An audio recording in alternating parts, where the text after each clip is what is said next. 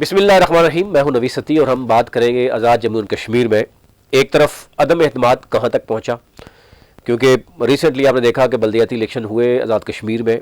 उसके बाद एक मंगला का इंसिडेंट हुआ और वहां पर शहबाज शरीफ और सरदार तनवीर इलियास के दरमियान जो एक मरहला मामला हुआ और उसके बाद फिर सेंटर्स भी सील हुआ। एक लम्हा एक चल पड़ा। उसके बाद ये हुआ कि जनाब फ़ौरन अदम एतमाद होना चाहिए और उस अदम एतमाद के हवाले से ना सिर्फ पीपल्स पार्टी नून लीग ने क्लेम करना शुरू कर दिया, बल्कि सरदार तनवीर इलियास की भी कुछ कन्वर्सेशन है, वो मैं चाहूँगा आगे आपको सुनाऊँ भी, जिसमें वो ख़ुद कह रहे हैं कि बोरियां भरकर पैसा जो है पीडीएम की जमातों ने मुजफ्फराबाद पहुँचा दिया।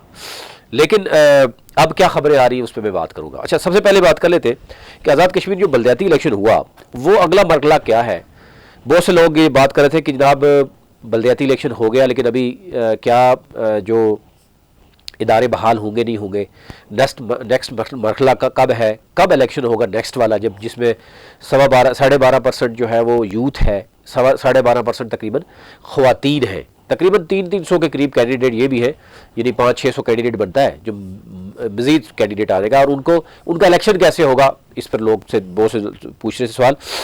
एक तो यह है कि पहला जो मरहला हुआ वो मैं आपसे शेयर कर लूँ कि तीनों मराहिल यानी तीनों डिवीज़न में इलेक्शन हुए।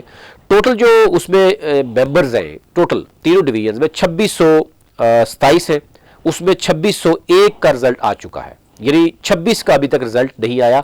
वो लड़ाई झगड़े और बाकी वजूहात होती ही हैं इलेक्शन में जब डिले हो जाता है। अब वो 25 को होने जा रहा है, यानी 2 दिन के बाद 25 को वो आज़ाद जम्मू कश्मीर में जितने भी रिमेनिंग कैंडिडेट्स थे या जो सीट्स वेकेंट है अभी उनमें इलेक्शन होगा और उसके बाद एक शेड्यूल जारी हो जाएगा नेक्स्ट मरहले का। नेक्स्ट मरहला क्या है कि जो यूनियन काउंसिल में जितने भी लोग जीते हुए हैं, हर यूनियन काउंसिल में 12.5% यूथ और 12.5% ख़वातीन की नुमाइंदगी भी होती है, तो उनको इलेक्ट करके वो फिर भेजा जाएगा।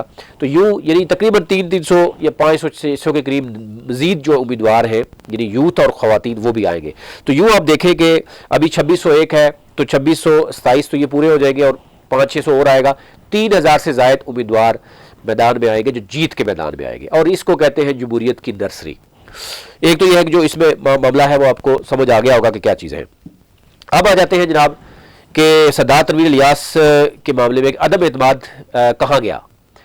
वो हमने पहले भी आपको बताया था कि मुश्किल होगा मुस्लिम लीग नून और पीपल्स पार्टी के फ़ौरन क्लेम करना शुरू कर दिया उन्होंने, लेकिन मुश्किल इसलिए है कि सरदार तनवीर इलियास जो है वो समझ रहे हैं और उनको पता है कि कहाँ पे किसका बटन कहाँ पे है, और उस बटन पे वो हाथ रख लेते हैं जब भी उनको किस तरह की ज़रूरत पड़ती है। तो उन्होंने हाँ सरदार कयूम रियाजी होता है तो शायद आप अदम एतमाद लेके भी आ सकते थे, कामयाब भी हो जाती।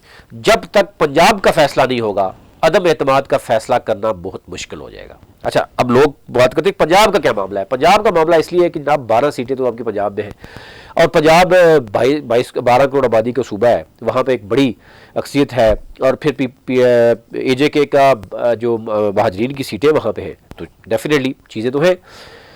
तो अब तक पंजाब में तो आपको देखा होगा कि जो पंजाब में अदम एतमाद की बात की जा रही है वो अभी जुमे को असम्बली तहलील हुई थी वो नहीं हो रही, वो मज़ीद अगले जुमे तक जा सकती है या मज़ीद 15-20 दिन जा सकते हैं, यानी वो जनवरी का मामला चला गया फरवरी तक भी जा सकता है।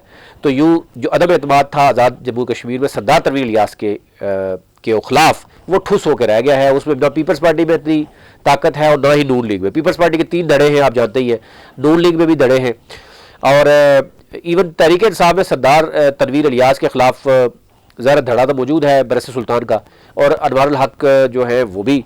तो इस वक्त अनवारुल हक और सरदार तनवीर जो पहले एक पेज पे थे वो भी अपने अपने अलग अलग पेज पे चले गए। बरस सुल्तान कभी भी नहीं चाहेंगे कि वो अनवारुल हक की जो है वो सपोर्ट करें सरदार तनवीर इलियास को गिराने के लिए। तो ये सूरत हाल ये है कि अभी फ़िलहाल विद इन दी पार्टी भी कुछ नहीं होने वाला और पीपल्स पार्टी या नून लीग में भी इतनी अभी तक कोई तड़ नहीं है कि शायद वो अदम एतमाद लेके आने में कामयाब हो, तो इसलिए अदम एतमाद वो नहीं आएगा। तो ये ओवरऑल 2-3 सवाल थे जो शायद लोग पूछते जा रहे थे, वो अब तक रखने थे। एक और सवाल जो बार बार बात हो रही है कि जनाब यूनियन काउंसिल जो 280 यूनियन काउंसिल है कश्मीर में, क्या वो बहाल होंगे, क्या उनके दफातर होंगे, क्या उनको फंड मिलेगा, ये अभी कुछ भी कहना कबल अज़ वक्त है।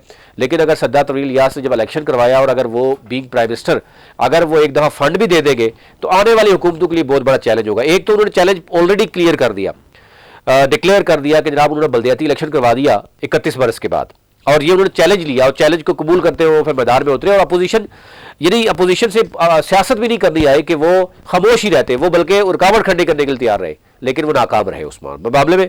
तो ये ओवरऑल देखना होगा कि अगर सरदार तरीन इलियास यूनियन काउंसिल बहाल करते हैं, फंड ग्रास रूट लेवल पर देते हैं, तो आने वाली हुकूमतों के लिए ये ज़रूर मसला होगा। फिर सरदार तरीन इलियास आज़ाद कश्मीर की आवाम के मामले में काफ़ी हद तक जो है वो पसंदीदा तरीन भी प्राइम मिनिस्टर में भी हो सकते हैं।